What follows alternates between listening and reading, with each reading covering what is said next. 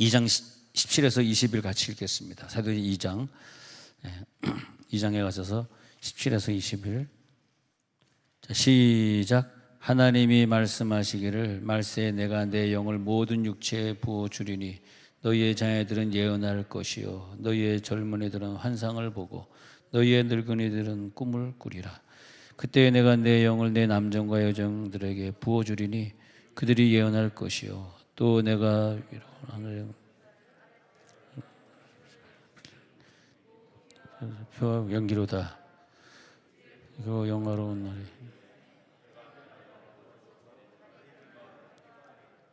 누구든지 주의 이름을 부르는 자는 구원을 받으리라. 아멘.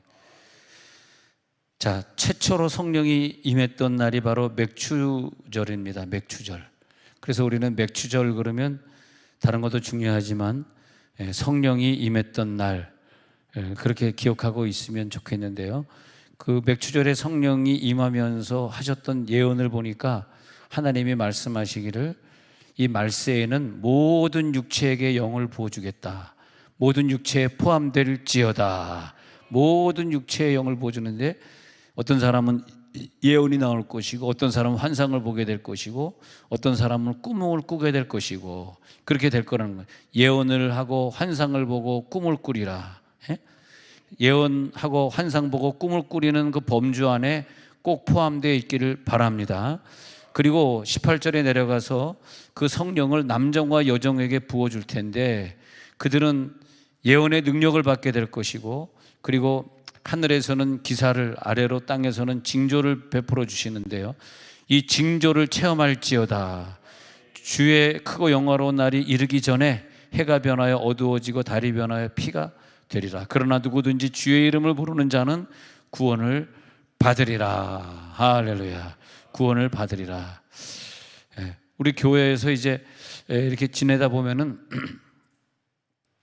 제가 이제 어렸을 때부터 좀 사정이 있어서 좀 이렇게 좀 뭐 직분을 좀 바꾸다 보니 이렇게 여러 교회를 이렇게 다녀보지 않았습니까? 근데 어렸을 때 이렇게 다녔던 교회 한 교회도 성령의 역사가 어디에 어떤 지점에 있었는지 가르쳐 준 적은 없어요. 왜냐하면 그것은 아마 뭐 평신도들이 들을 필요는 없겠다 그렇게 생각했던 것도 있고 그다음에 옛날 신학교 교수들이 뭐 그런 성령이 임한 현장에 대해서 뭐 연구했던 사람도 없을 것이고 뭐 교통이 편해가지고 막 비행기 타고 다니면서 뭐 영국도 가보고 뭐 이태리도 가보고 그러지 못한 시절에 우리가 어린 시절을 보내서 그랬는지 모르겠고 또 신학교를 다닌다 그래서 그런 특정한 세계사를 가르치는 교수가 아니고서는 뭐 그것이 뭐 감신이든 총신이든 장신이든 그것을 가르치는 사람은 없다 보니까 우리가 신학교에서 그런 걸 배운 것도 아니고 또 우리가 일반 신학교를 다니다가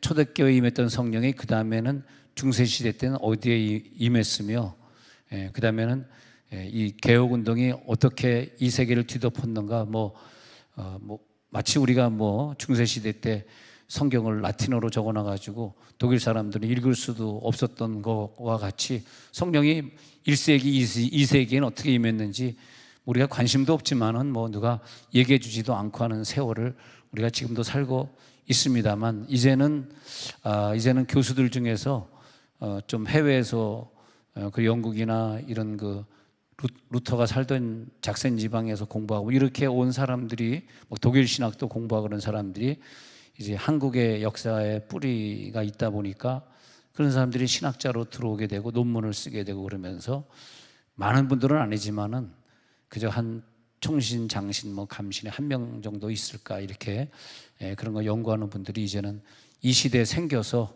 우리가 이렇게 그 사도행전 2장에서 있었던 이 육체 부어주는데 예언하고 말이지 환상을 보고 꿈을 꿨던 이 사건들이 실제로 있었는가 그래서 그 역사를 우리들이 한번 들춰보는 그런 시간이 있어요. 물론 교회에서 뭐 막 주일날 아침처럼 막 회중이 막 다 모여 있는데 관심도 없는데 그런 분들에게 얘기하는 건 그렇지만 그래도 우리 수요일 저녁에 나올 분들은 또 선택된 사람들이니까 할렐루야.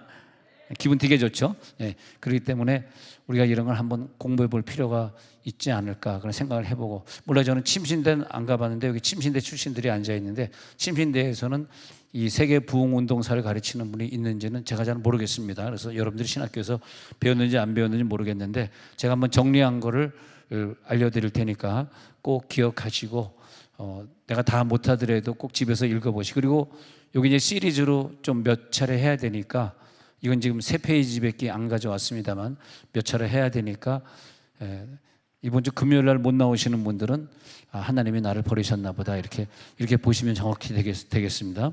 그러면 먼저 이 초대교회에 성령의 불이 떨어졌잖아요. 근데 이게 이 동기를 좀 말씀드리면, 저도 사실 어렸을 때 뭐 성결교 지휘자를 하다 보니까 성동 성결교회라고 성수동에 있는 교회도 지휘자 때문에 간 적이 있고, 또 합동측교회 장성교회라는 교회도 또 가본 적이 있고, 이렇게 뭐 여러 교회 이렇게 다녀봤습니다만은 사실 이것을 다루는 목사님은 없었습니다. 왜냐하면 뭐 목사님 자체가 관심이 없었을지 모르고, 또 평신도들에게 이걸 뭐 가르쳐 주겠나, 또 본인이 신학교 때 배운 적이 없기 때문에 또 그랬을 것인데, 사실 이것은 누구에게 중요하냐면 여러분들처럼 늘 은사 생활을 사모하고 성령 사모하고 환상 보기를 원하고 꿈꾸기를 원하는 자들, 여러분들에게는 이게 중요하다. 근데 이게 옆에 교회는 중요하지 않습니다. 아마 세종에서 이런 내용을 뭐 설교할 분은 없을 것 같아요. 왜냐하면 중요하지 않으니까 저들. 근데 오늘 앉아있는 여러분들에겐 중요한 거예요. 할렐루야. 제가 언제부터인가 옛날엔 전혀 관심이 없었어요. 전혀 관심이 없었는데 성령을 받고 난 다음에, 아니 이 성령이 나에게만 임한 건가? 1세기엔 누구에게 임했지? 2세기엔 누구에게 임했지? 그래서 관심을 좀 갖게 되더라고요. 그래서 저는 이 세계 부흥 역사에 대한 책들이 제 서재에 가면 많이 꽂혀 있습니다. 다 사서 읽었으니까 많이 꽂혀 있는데 쉬운 건 아니에요. 이걸 뭐 연구하고 공부하는 건 쉬운 건 아니지만, 또 여러분들이 뭐 신학교 가면 1년 2년 공부해야 될 과정을 뭐 한 타임에 다 마치기는 어렵습니다만, 최소한 여러분들이 성령을 사모하는 분들이라면 귀를 기울여서 들어주시기를 바랍니다. 왜? 성령을 사모할 때 천사가 어디 임했지? 성령이 그때 해서 이 사람 성 어거스틴에게 임해가지고 음성을 준 거야, 환상을 보여준 거야, 천국 갔다 온 거야, 뭐 이런 데 관심을 가지면서 우리도 그를 위해 막 기도하잖아. 그것을 위해서. 그러다 보니까 그 사람에게, 그분들 과거의 종교개혁자들에게 줬던 성령의 역사를 오늘 여러분들에게 부어주게 돼 있는 거예요. 아니 어느 설교하는데 천국에 대해서 설교한 다음에 기도합시다 하면요, 많은 분들이 물론 천국 뭐 갔다 오고 뭐 그런 거라기보다는 정말 천국을 많이 체험하고, 또 어떤 분들에게 용서에 대한 설교를 한 다음에 기도합시다 그러면 막 용서하는 눈물을 흘리는 체험을 하고, 그런 것을 보면서 그래, 우리 과거에 성령이 어느 분에게 어떻게 임했는지 한번 공부해보자. 다른 교회에서는 공부할 수 없는 거 여기서 한번 해보자. 그러면 분명히 과거에 그분에게 임했던 그 성령이 프랑스 왈도라는 사람에게 임했던 그 성령이 그 사람에게만 끝나겠느냐? 우리에게도 왈도에게 임했던 성령이 임할 줄 믿습니다. 그 왈도라는 사람에게 성령이 임한 다음에 너무 성령이 강력할 경우의 특징이, 수많은 추종자들이 막 100년, 200년에 걸쳐가지고 그 사람은 죽어도요, 추종자 왈도파라고 생겨가지고 프랑스를 막 뒤덮으니까 나중에 왈도파라는 사람들 잡아가지고 막 그냥 성전 꼭대기에서 떨어뜨려 죽이고 막 비참하게 죽이는 사건이 프랑스에서 일어난 사건이 있습니다.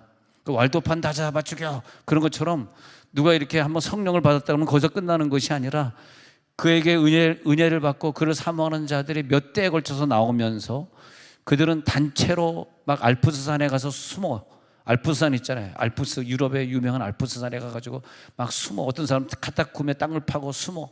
그래서 막 그 자손들이 막 태어나면서 그 부흥의 운동을 막 이어갑니다. 와, 그런 얘기를 들어보면, 얘기를 듣고 있으면 막 심장이 야, 내가 저 시대에 살았으면 나도 왈도와의 제자가 됐을 텐데, 나도 왈도파가 됐을 텐데. 왈도. 너무 심각하니까 웃지도 않으시는데, 자, 1번 넘어가도록 하겠습니다. 그러면 초대교회 이후에 여기로 끝난 것이 아니라, 자, 28장, 우리 늘 하영재 목사님이 얘기한 대로 29장이 있다 그러잖아요. 사도행전 28장으로 끝난 것이 아니라 성경에는 안 적혀 있는 그 29장을 쓰자. 근데 그 28장 이후의 사건들이 나옵니다. 바울은 소아시아, 마게도냐, 아가야, 구브로, 로마, 이건 성경에 나오는 바울이 말씀 들고 지나간 역사인데, 그때 안디옥 교회, 에베소 교회, 로마 교회는 사도 바울 때문에 교세가 굉장히 커집니다. 성령의 불이, 사도 바울에게 붙었던 성령의 불은 거기서 끝나면 그것은 아니에요. 그것은 성령의 불이라고 말할 수가 없어요. 사도 바울에게 붙었던 불은 교회에 확산돼야 되고, 할렐루야. 그리고 그 교회들은 선교하면서 다른 나라의 지교회를 세워야 됩니다. 다른 나라의 지교회를. 그러면서 확산되고 안디옥 교회, 에베소 교회, 로마 교회 교세가 굉장히 컸다는 기록을 볼 수 있습니다. 마가는 어디로 갔냐면 알렉산드리아로 갔고요. 베드로는 비투니아로 갔다 그러고요. 도마는 인도로 갔다 그래요. 바울은 또 스페인에 또 복음을 전하는 주역이 되었다고 말하고 있습니다. 이번 가가지고 AD 80년경의 기록을 보니까 로마 제국 안에 기독교인 숫자가 로마 제국 안에만 14만 명이었다. 그러니까 그렇게 암흑 시대이기 때문에 많은 기독교인들을 갖다 박해합니다. 많은 사람들을 죽입니다. 예. 그런데도 불구하고 박해가 있으면 있을수록 더 많이 복음이 흥왕되어 갔더라 이거예요. 그리고 그때 다른 나라로 가서 복음 전하겠다라고 하는 선교사들이 많이 우리 교회에서 부흥의 역사가 일어나면 그것은 열매를 보면 돼. 다 선교사로 나가겠습니다만 그 정도는 돼. 나만 빼놓고 다 어떻게 같이 남자, 그냥 남자. 많은 선교사들이 나온다는 거예요. 북아프리카로 떠났고요. 이집트. 그러니까 이 당시에 AD 80년경 이 당시에 나라들이 선택이 되는데 이 나라들이 중요해요. 북아프리카, 이집트, 아르메니아, 폰투스라는, 그다음 프랑스, 영국, 이런 전 유럽의 신자들이 늘어나면서 선교의 역사가 나타납니다. 그 AD 300년 정도까지는 복음 전도자들이 막 죽음을 당하는 엄청난 박해, 엄청난 박해, 사자밥이 되는 박해가 일어납니다. 근데 로마 제국이 있었을 때 그때 기독교인이 400만으로 불어났다는 거예요. 기독교인 수가. 그러니까 AD 300년 됐을 때 로마 제국에 있었던 기독교인이 400만 명이래요. 엄청나게. 그 박해에서 죽이는데도 더 많이 불어났다는 거예요. 그래서 도시와 지방으로 흩어져 가지고 성령의 불이 막 전달되는데 그 성령의 불이, 그러니까 왜냐하면 그 당시에 로마가 세계의 문화를 잡고 있었잖아요. 그렇기 때문에 식민지화 정책이든 문화 정책이든 그 나라에 복음을 줘서 바울 같은 사람을 사용하셔서 로마가 무기 들고 들어가는 나라들에게 복음을 같이, 그러니까 로마 사람들을 무서워했으니까 로마 사람들이 시리아에 가서 복음 전하면 로마 사람들이 나타나서는 무서우니까 저들의 말하는 걸 무조건 순종하다 보니까 예수를 믿게 된다는 그런 원리에 의해 가지고 복음이 막 증거된 거죠. 지금 세계적으로 가장 영향을 주는 국가가 어디겠어요? 한국이잖아요. 한국 사람들이 이주해 가고 한국 사람들이 가서 노래 부르고 한국 사람들이 김치 갖고 가고 할 때마다 복음이 같이 들어가고 있다는 거예요. 하여튼 여러분들이 살아있는 동안 한국이 언제까지 K 열풍이 불고 있는 걸 잘 한번 보시기 바랍니다. 그 열풍을 타고 선교에 많은 관심을 가지시기 바랍니다. 자, 그 당시에 보니까, 자, 그 다음에 시리아, 소아시아, 이집트, 북아프리카 이렇게 되겠습니다. 이 나라로 급속도로, 그러니까 이집트 같은 나라, 시리아 같은 나라에 복음이 전해졌고, 지금은 이집트, 시리아가 완전히 결국은 이슬람에게 먹혀버리고 말았습니다만, 그래도 이집트 안에는, 시리아는 지금 확인이 안 되지만 이집트 안에는 콥틱교도라 그래가지고 목숨 걸고 예수를 믿는 사람, 최소한 우리나라 사람보다, 왜냐하면 거기선 이슬람이 아니면 직장 얻을 수가 없거든, 공무원이 될 수가 없거든. 그러니까 쓰레기 소각장에 모여서 예수 믿는 이집트의 기독교인들이 수만 명이에요. 거기를 한번 우리들이 한번 가야 되는데, 가서 눈물 펑펑 쏟으면서 한번 예배드리고 와야 되는데, 그 냄새나는, 그래서 가끔 그 인터넷에 뜨는 사진들 보면은 무슨 큰 굴이 있는데 그 굴 속에 들어가서 이집트 사람들이, 콥틱 교도들이, 여러분 저번에 그 IS가 목 잘라서, 여러분 그 기억 안 납니까? 누런 옷 입혀놓고 목 잘라서 죽이는 하행인데 그 사람들이 이집트 콥틱 교도들 아닙니까? 근데 그 사람들이 나 지금 예수 안 믿을 거야 그러면 살아나는데, 나 그러지 않아, 나 목 잘라, 나 예수 믿을 거야 그러고 죽은 사람들이에요. 여러분들이 이집트 콥틱 교도만큼 믿을 수 있을 것 같아요? 나 지금 목 자른다 그러는데 나 목 잘리고 예수 믿을까라는 사람이 물론 우리 교인들은 100% 그렇겠지만 금요일 저녁에 나오는가 안 나오는가 보면 압니다만은 성령의 불이 들어갈지어다. 제가 3번으로 정했는데 니케아 공의회는 뭐냐면 여러분 저번에 터키 갔다가 니케아 공의회 한 곳이라고 한 200명 들어가는 조그만 성전, 숲을 속에 있었던 성전 여러분 기억할지 모르겠습니다. 지금은 이제 이즈니크라고 하는 데로 바뀌었습니다만 거기 교회가 니케아인데 그래서 콘스탄티누스 황제가 변화돼 가지고 예수님을 받아들이고 많은 복음을 전하고 338년 사망한 다음에 세 아들에 의해서 로마 제국이 분할되면서도 세 아들이 예수를 잘 믿었는데 그 후에 문제는 뭐냐 하면 콘스탄티누스가 325년에 기독교를 공인하니까 기독교인들이 교만해져 가지고 기독교 안 믿는 사람들도 엄청 죽이는 거예요. 거꾸로 지금까지 내가 천주교에 당했으니까 니네들 한번 당해봐. 내가 지금 유태인에게 당했으니까 해가지고 기독교들의 유태인을 막 죽이는 거예요. 그러지 말아야 되는데 나중에 그래서 뭐 이 전쟁들이 막 십자군 전쟁이니 전쟁이 일어나면서 기독교인들이 욕을 엄청 먹습니다. 그래가지고 많은 사람들이 기독교를 떠나는 거예요. 근데 이때도 마찬가지예요. 니케아 정교회에 이제는 기독교가 모든 국교야. 기독교 안 믿으면 너희 죽어. 이러니까 그냥 기독교도들이 그냥 타락하기 시작했는데 어마어마하게 타락하니까 하나님이 보실 때 아, 니네들 타락했어? 그러면 그냥 폭동 왕을 갖다가 세워놓은 게 폭동왕을 이상한 사람을 막 세워놓는 거예요. 여러분 지금 정치 얘기해서 죄송합니다. 용서하십시오. 예전에 여러분 잘 기억 안 나겠습니다만 그 성남시장 이모 씨가 성남시장 할 때 시 예산을 갖다가 어마어마하게 쓰면서 그 거리에다가 김정일 사진, 김일성 사진, 그때 김정일이었을 때 김정일 사진, 김일성 사진, 그다음에 북한 뭐 자료 전시회가 쫙 해놔가지고 난 그때 그거 깜짝 놀랐습니다. 이게 지금 북한이야? 왜 김일성, 김정일 사진을?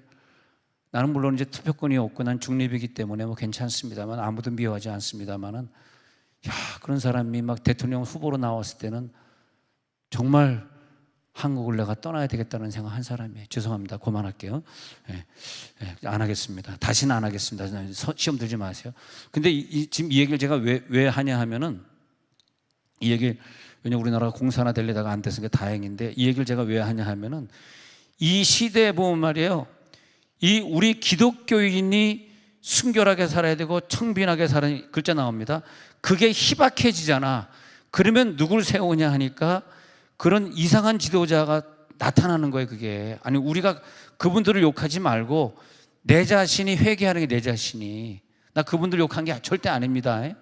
내가 무슨 정치가 욕할 만큼 공부도 한 사람도 아니고 정치 모르는 사람인데 왜 이 나라가 이렇게 됐지 할 때 내 자신을 보니까 우리 기독교인들이 회개를 좀 해야 되겠더라고.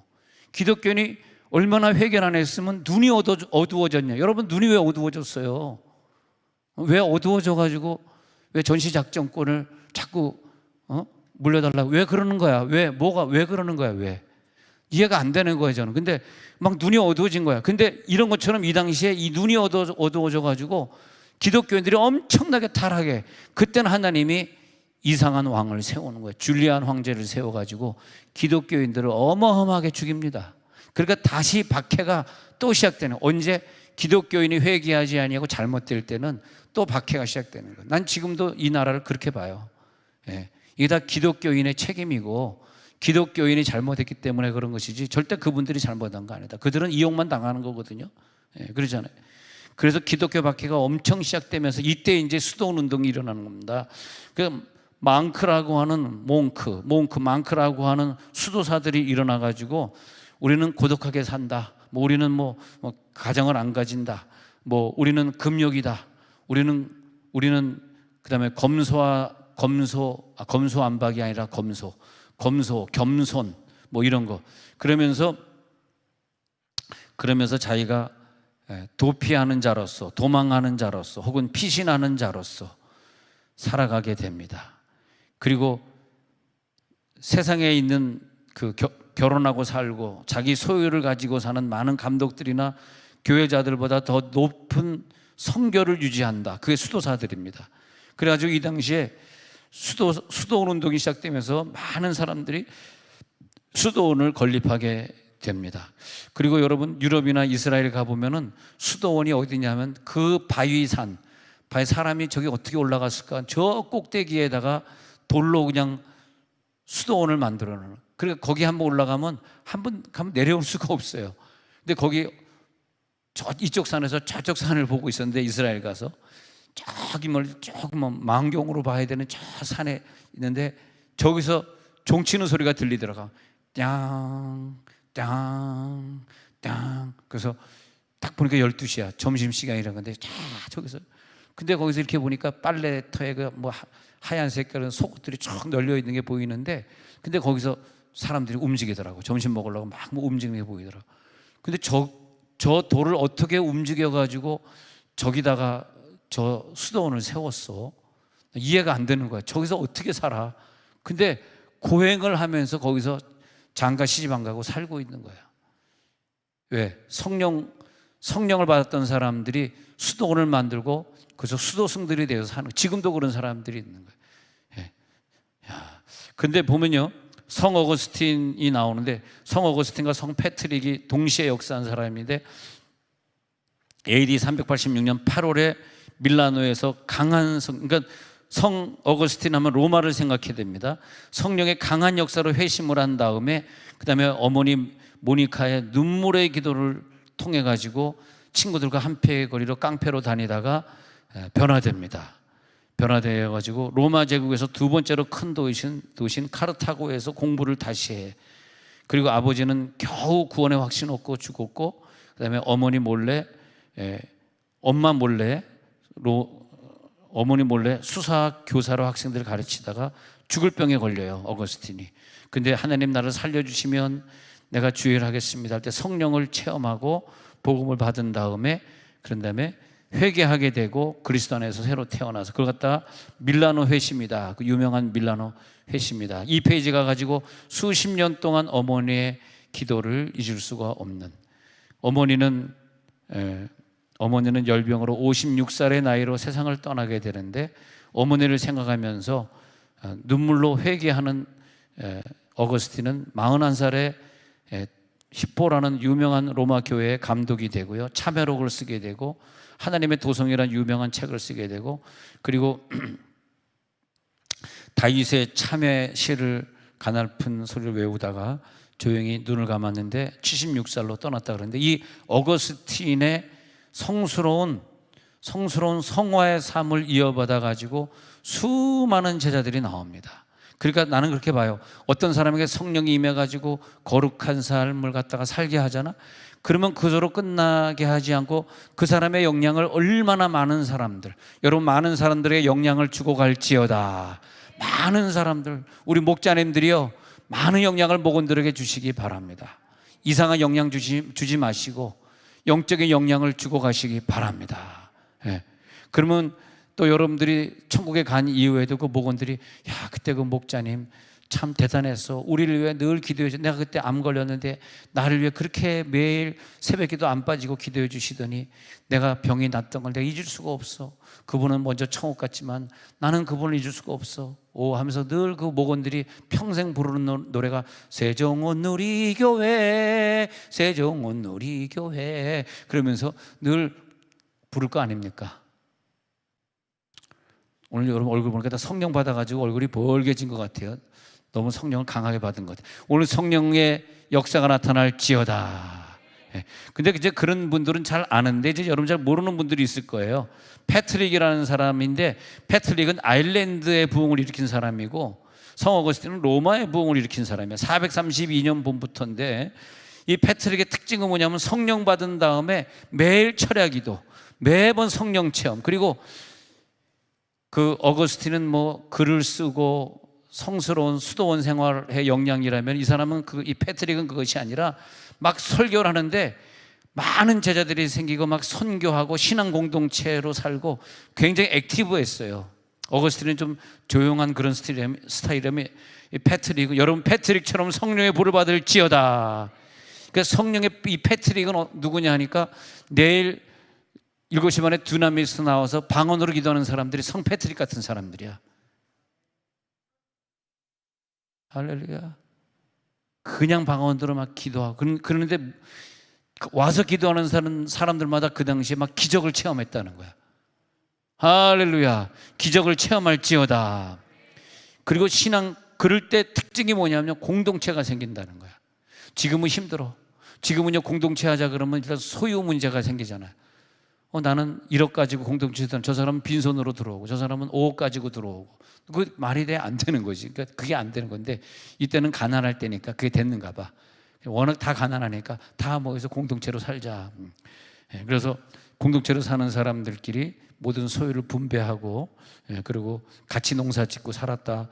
이것입니다. 사실 그 둘의 공동체 김진홍 목사님이 하려고 했으면 초반에는 좋았는데 뭐 그분의 의도는 좋았겠습니다만 우리나라가 점점 잘 살게 되니까 아니 밖에 나가서 내가 일을 하면 시간당 그 당시에 시간당 내가 5,000원은 받는데 괜히 김진홍 목사님 밑에 있다 보니까 돈 하나도 안 주는 거야.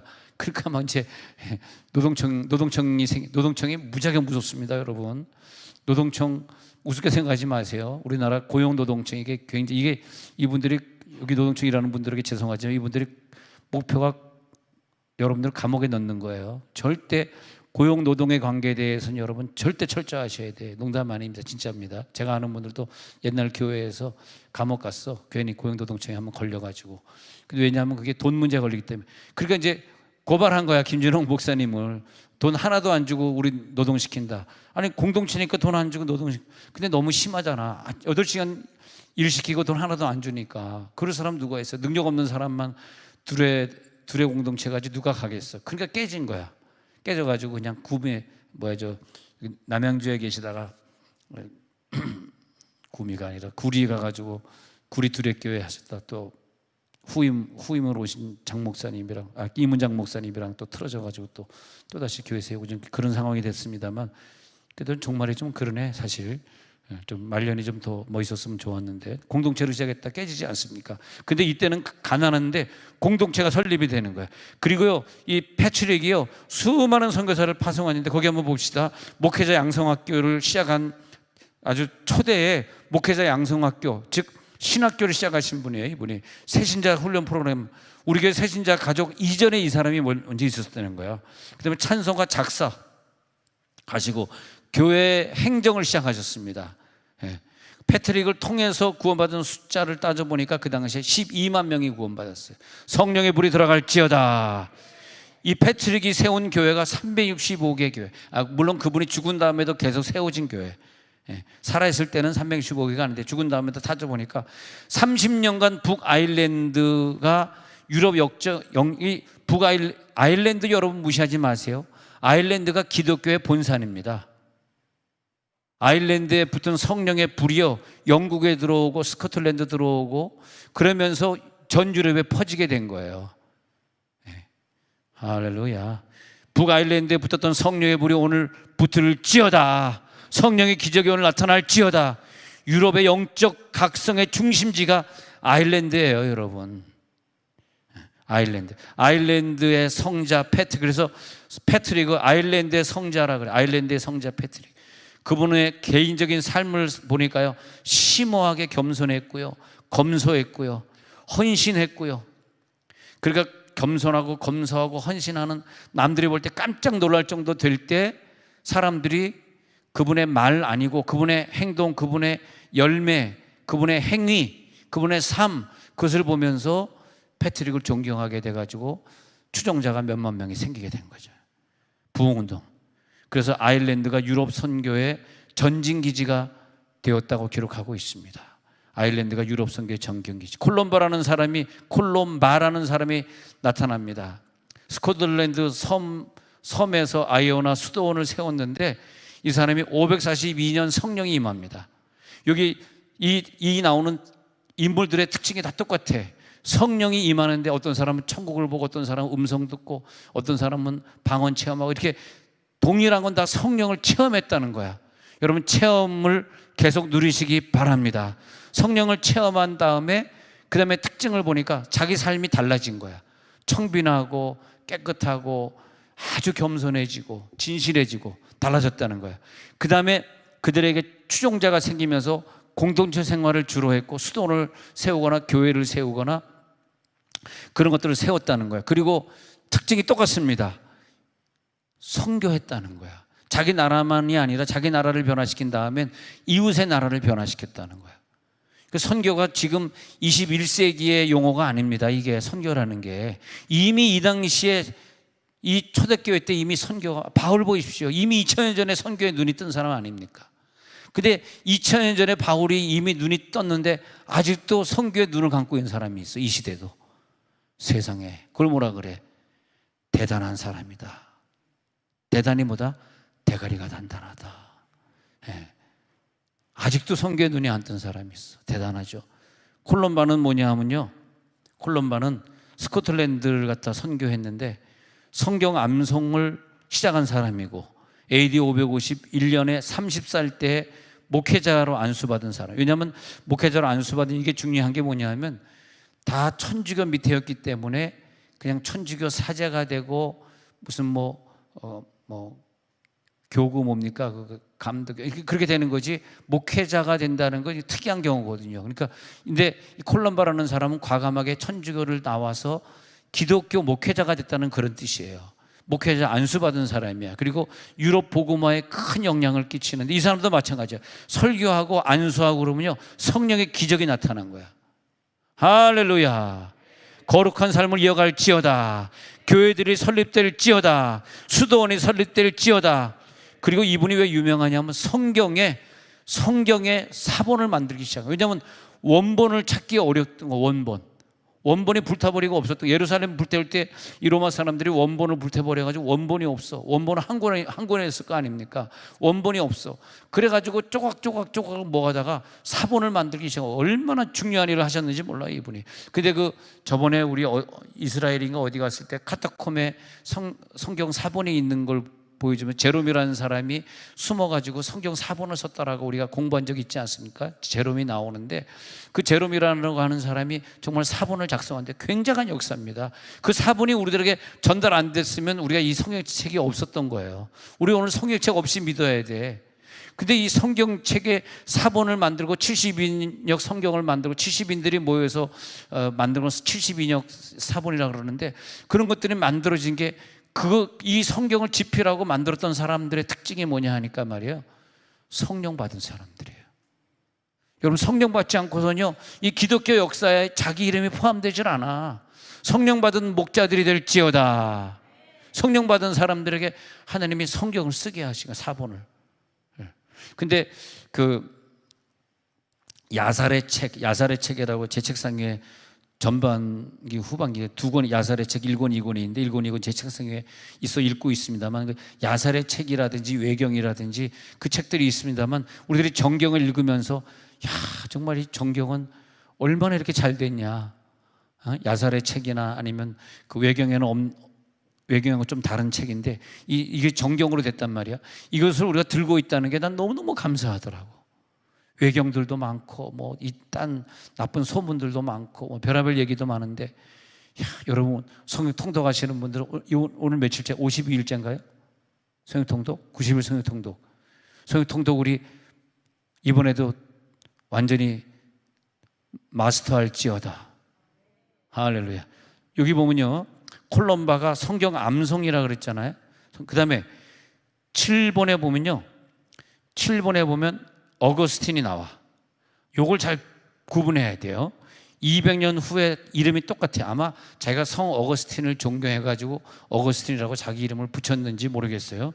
근데 이 사람은 영국이야. 영국 캔터베리에서 부흥을 시작하는데 AD 597년 기록에 보면은 성탄절인데 이 사람한테 세례 받으려고 10,000명 이상이 모였답니다.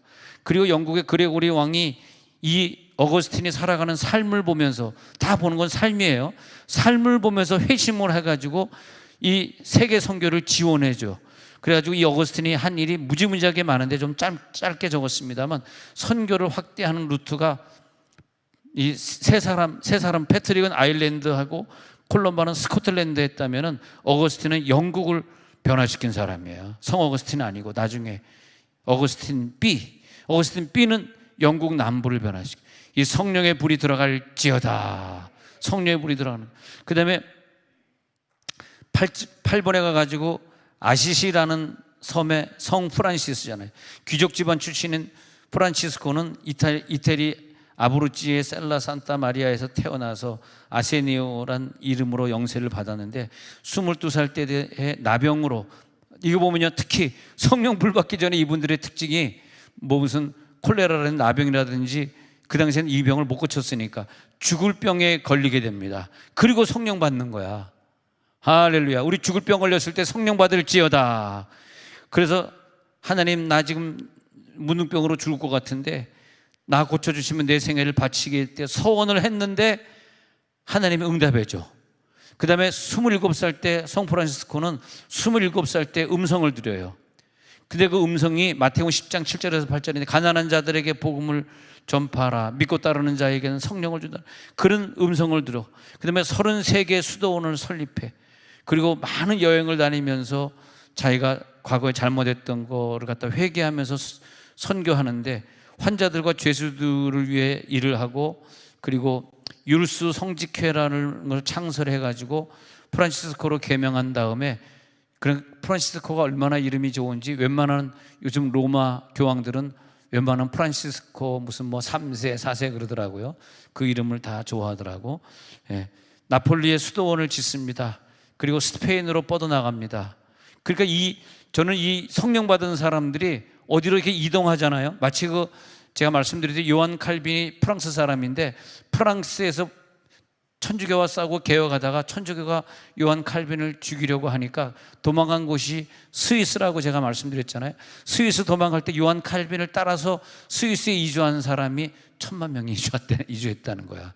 아니, 북한에서 종교의 자유를 찾아서 남쪽으로 내려온 사람이 1000만 명이란 말이야. 그래서 남쪽의 인구가 북한하고 비슷했다가 1000만 명이 쑥 빠져버린 게 남쪽으로. 그리고 북한에서는 6.25 때 250만 명이 또 150만 명이 또 죽은 거죠. 250 아니고 150만 명이 북한에서 죽었고, 북한 사람들이 북한 사람부터 죽였을 거 아니에요. 고등학교 다니는 애들, 청년 애들이 이제 공산화를 누가 좋아하냐면 20대 애들이 좋아하거든. 40대 50대가 번 돈을 우리가 빼앗자는 게 이게 사회주의거든. 돈 있는 사람 거 우리들이 빼틀자, 그게 사회주의 운동이거든.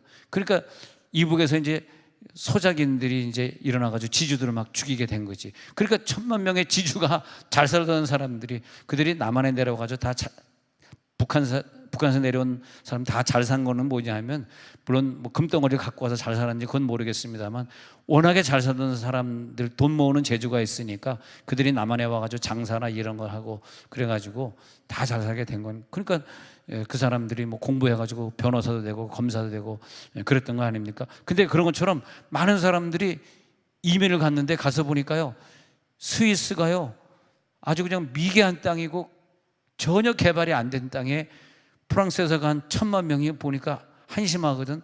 그래서 그들의 한 수공업이 뭐라고? 집에서 만들었어. 뭘 만들었어? 롤렉스 시계를 만든 거라니까. 롤렉스 시계. 그래가지고 스위스가 시계를 만들어가지고 인류 국가가 됐는지. 그러니까 뭐 종교 지도자가 불받아가지고 그 나라로 가게 되면 그 종교의 영향력을 넓히기 위해서 그 나라를 갖다 인류 국가로 만들어 버린 거예요. 아니, 마틴 루터 때문에 독일이 나온 거예요. 요한 웨슬리 때문에 영국이란 국가가 된 겁니다. 여러분, 이거 잘 아셔야 돼. 세계 역사를 기독교 부흥 역사와 연결 안 시키면은 왜 영국이 지금도 인류 국가고 독일이 인류 국가인지 이걸 몰라요. 할렐루야. 그들의 역사를 보십시오. 그들의 역사가 언제부터 경제가 나아졌는지. 할렐루야. 막 가슴이 뛰죠, 지금 막. 성령의 불이 임할지어다.